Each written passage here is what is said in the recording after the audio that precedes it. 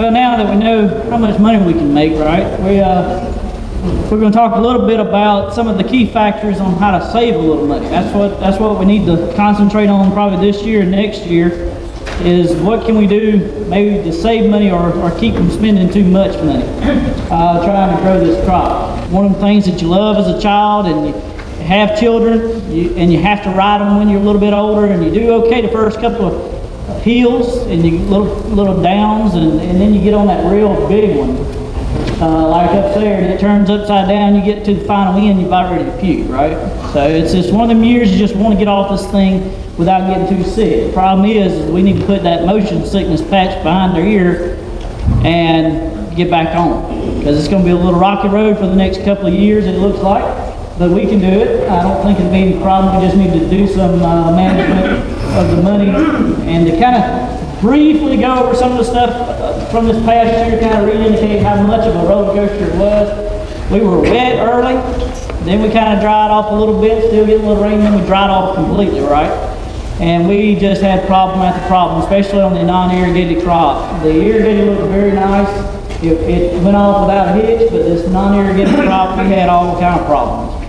And so when we got to the end of the season, not only did we drop in yield, but we also dropped in some quality, and not a lot, about 28,000 tons of Sig Tues, but we did have some fields that, you know, at the glimpse across the pods in the trailer, it looked pretty good. We yielded good, but when we started looking at the grade and trying to figure out why we got Sig Tues in those loads, this is kind of what we were seeing. A lot of bad quality, and it was just for the sheer fact that we didn't have enough moisture to get that calcium absorbed, as well as maybe some boron and other things. So Mother Nature was definitely not very nice to us this past year. We also had the insect problems, and I think Mark will cover this in depth, but what I want to say here is the insect problems caused quality issues. And again, these were on the outside, maybe a little bit of insect damage on the hulls, but the peanuts themselves were heavy. They looked good until you started cracking them open. And you could see real quickly why we were getting Sig Tues. We cannot clean these. That was a big thing. You know, we can't get rid of the problem. And so it really hurt some of our growers throughout the state.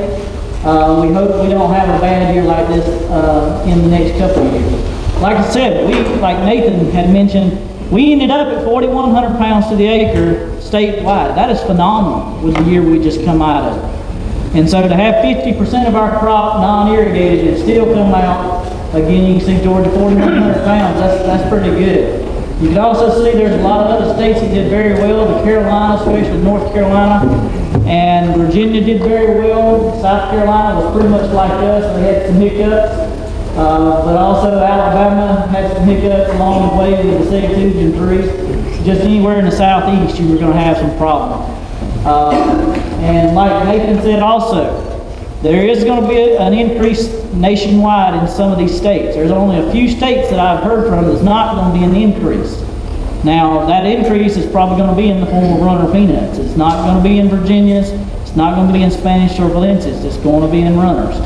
And so it's going to make things for us in 2016 probably even worse, but as far as the amount of carryover that we might have. So it does bring us to the point of trying to scratch your head and figure out what to do. Most of you guys are figuring out this farm bill as we go along. This is not something that we definitely know every answer right now, and I think everybody's in the same boat. We're going to figure it out though and do the best we can. But what can we do and what's expected? And Nathan went over all this, and so that means that you don't have to listen to me a long period of time.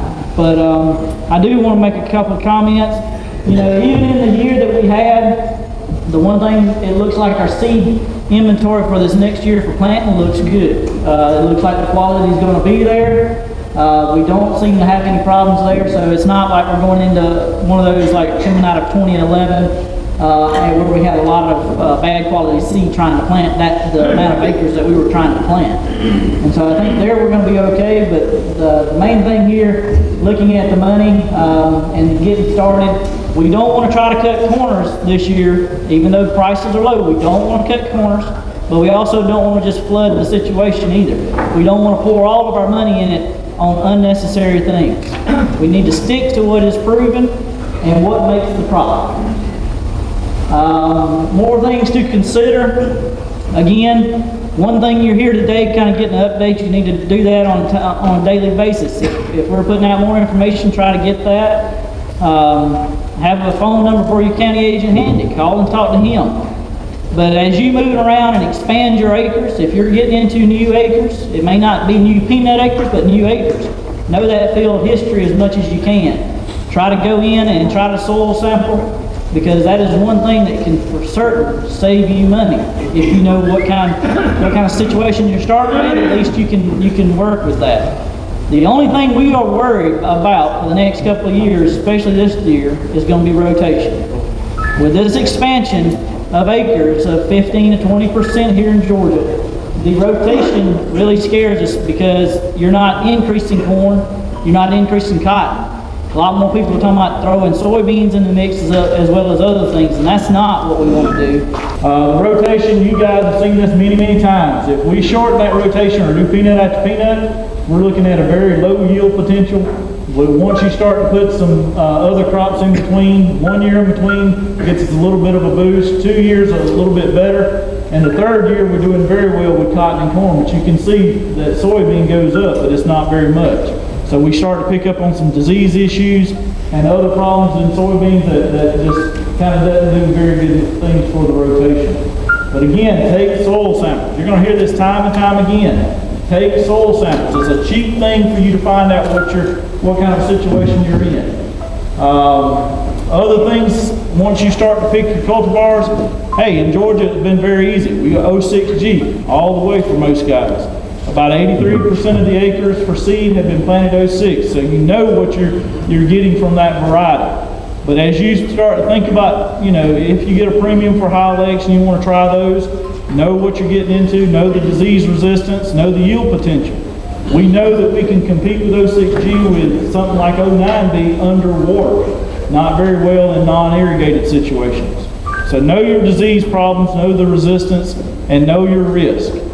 Planting date, again, we've been inching into late April over the last couple of years, and that's mainly because we've got very good tomato spotted wilt resistant varieties now. But if you decide to do that, and I do encourage, if you can, try to do that. But make sure that our soil temps are now at least 68 degrees or higher when we want to plant for 3 consecutive days. We don't want you to get 68 for 3 days and then we turn down to about 65 for the next week. So that, just know what's ahead of you and know what your soil temperatures are. And again, this is the time that if your planter needs to be updated, update it. And by all means, and you probably hear this from Mark Abney, if you haven't had a scout looking at your peanuts over the last several years, that's the cheapest thing or cheapest insurance you can have to save you money. So again, look into or think about hiring a scout. Definitely can save you money. Our varieties these days are doing very well.